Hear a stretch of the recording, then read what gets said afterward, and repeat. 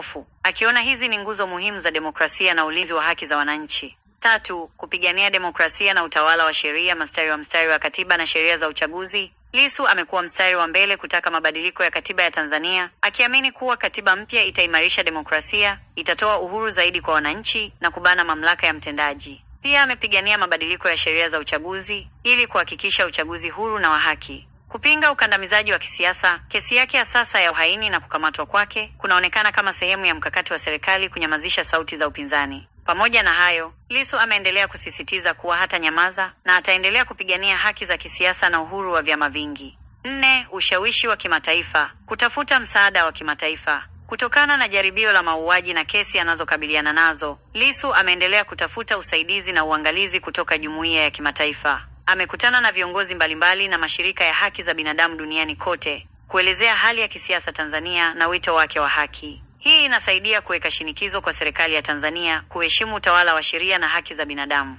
Muhtasari.